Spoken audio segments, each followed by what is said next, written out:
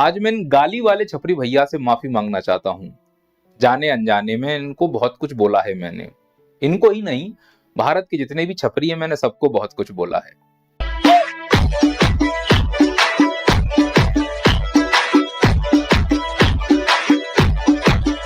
तो यदि छपरियों के सरदार से अगर माफी मांग लूं तो बाकी सभी छपरी मुझे माफ कर ही देंगे।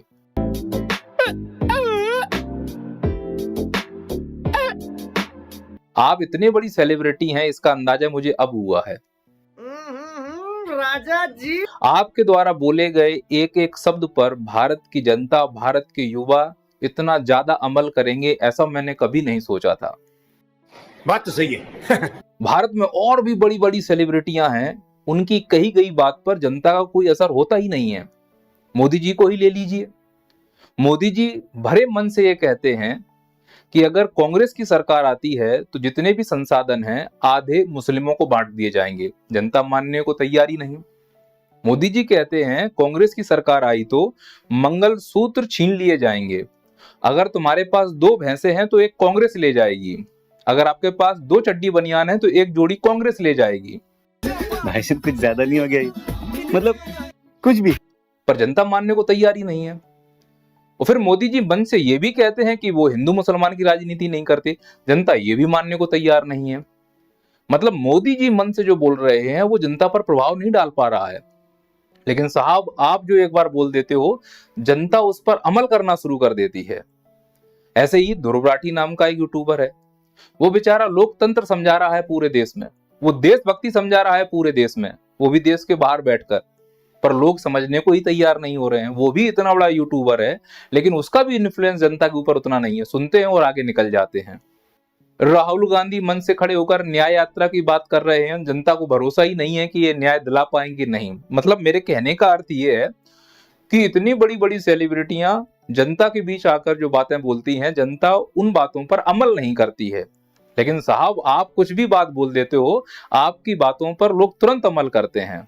और मैं माफी इसलिए मांग रहा हूं कि आप सच में बहुत बड़ी सेलिब्रिटी हैं। आप यकीन मानो कि आपको बड़े बड़े लोग फॉलो भी करते हैं, भारत के छोटे मोटे लोगों के अलावा। तुम्हारा काम है ट्रोलिंग करना। ट्रोलिंग से तुम्हारे दिमाग की हवस है वो पूरी हो पाती है। अब आपका अनुसरण किया है मोदी जी ने। अब मोदी जी कितने शानदार ट्रोलर हैं, आप खुद इस वीडियो में देखिए। पहले जब उनकी सरकार थी उन्होंने कहा था कि देश की संपत्ति पर पहला अधिकार मुसलमानों का है। इसका मतलब ये संपत्ति इकट्ठी करके किसको बांटेंगे? जिनके ज्यादा बच्चे हैं उनको बांटेंगे। इतना ही नहीं, ये वीडियो भी देखिए। कांग्रेस उस समय चाहती थी कि देश के सारे बजट का 15% सिर्फ मुसलमानों पर खर्च हो। इतना ही नहीं, ये वीडियो भी देखिए। साथियों, इन्होंने यहां तक झूठ फैलाया कि अभी डॉक्टर मनमोहन जी ने ऐसा कहा ही नहीं था कि देश के संसाधनों पर पहला हक मुसलमानों का है। लेकिन साथियों, आज डॉक्टर मनमोहन सिंह जी का एक और पुराना वीडियो सामने आया है जिसमें फिर से वो वही कह रहे हैं कि देश के संसाधनों पर पहला हक मुसलमानों का है। और जब इस हिंदू मुसलमान की राजनीति करने के बाद मोदी जी ने जितने भी हिंदू वोटर थे उनको अपनी तरफ कर लिया, तो लास्ट में मोदी जी ने हिंदुओं को भी ट्रोल कर दिया। ये वीडियो देखिए। मैं जिस दिन हिंदू मुसलमान करूंगा ना, उस दिन मैं सार्वजनिक जीवन में रहने योग्य नहीं रहूंगा और मैं हिंदू मुसलमान नहीं करूंगा। ये मेरा संकल्प है।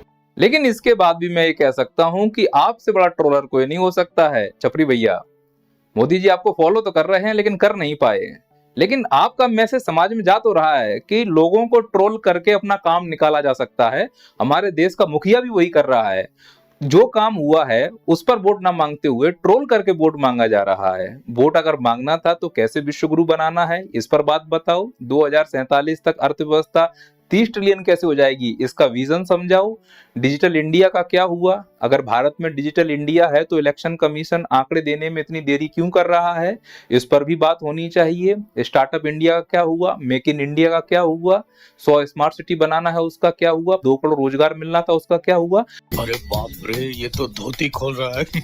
मन से खड़े होकर ये बातें बताते आप कि डिमोनेटाइजेशन हमने किया, इसके क्या फायदे हुए, हमने किसान बिल लाए, इसके क्या फायदे हुए। इस नाम पर अगर आप वोट मांगते तो हमें भी लगता कि आप हमारी जनता को ट्रोल नहीं कर रहे हैं, लेकिन यहाँ पे स्पष्ट दिख रहा है कि भारत की जनता को ट्रोल करके ही मनोरंजन किया जा सकता है, फिर वो चाहे छपरी भैया हो या फिर मोदी सर हो। और दूसरी विशेषता इस छपरी की ये है कि गाली गलौज बहुत शानदार करता है, बात बात पे गाली, बात बात पे गाली। और इसका बच्चों पे ऐसा प्रभाव हुआ है कि न्यूज एंकर से लेकर एक्टर से लेकर हमारे मंत्री भी इसी भाषा को सीख गए हैं। आपको यकीन नहीं है तो पहले न्यूज एंकर की भाषा को सुनिए। What's interesting is that in this advertisement, it's signed by Patanjali Ayurved, not by Baba Ramdev.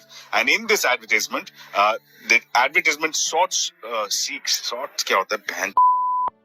अब उससे बढ़कर हमारे उस एक्टर को सुनिए जो हमारे प्रधानमंत्री का इंटरव्यू लेते हैं, जो समाज में एक मैसेज देते हैं कि गुटखा कैसे खाया जाना चाहिए। ये देख, मौत लिखी इस पे, मौत। और ये विमल के पैकेट पे जुबा केसरी। आसमान, 2 सिगरेट के पैसे से विमल का बड़ा पैकेट आ सकता है। और सिगरेट ना पीने से अपने आप को भी खतरनाक बीमारी से बचा सकते हैं। सिगरेट छोड़ और विमल खा।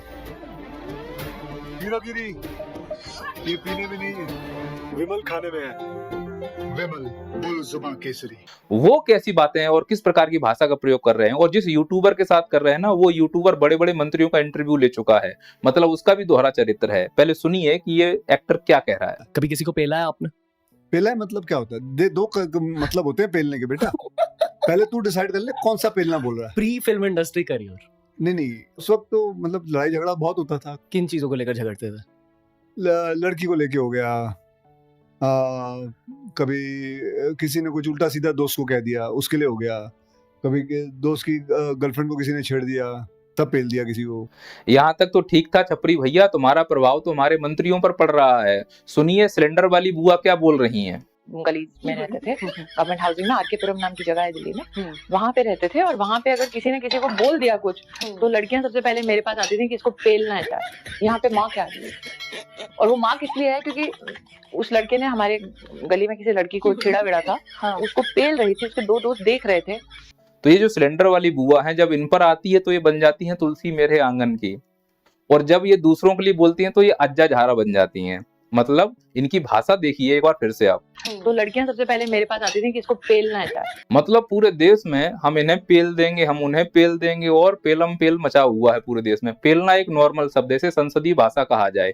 अब बचा ही क्या इस देश में, मैं भी क्यों पर्दा करूं, जो हो रहा है होने दो, पेलो। और छपरी भैया आपकी सबसे बड़ी विशेषता है कि जिस प्रकार से आपने युवाओं की मानसिकता में अश्लीलता भरी हुई है अपनी बातों से, और उस अश्लीलता का परिणाम ये हुआ कि अब युवा केवल अश्लीलता ही देखना चाहता है। जितना भी युवा है जो आपके संपर्क में रहा है वो प्रभावित तो हुआ है, इस प्रकार के फुहड़ कार्यक्रमों में जाने लगा है। रोशन हो रहा है गरीब की रसोई से, धुआं हट रहा है। फुहड़ कार्यक्रमों में केवल जाता ही नहीं है, ऑनलाइन पेमेंट भी करने लगा है। मेरा देश, मेरा देश, मेरा देश। और फिल्मों के नाम पर इस समाज में एनिमल जैसी फिल्में बन रही हैं जो बच्चियों को, औरतों को जूता चाटने की कला सिखाती। मतलब एनिमल मूवी ये सिखा रही है कि यदि हम महिलाओं से जूता चटवा लें तो हम महान हो जाते हैं। करती हूँ मैं आपसे।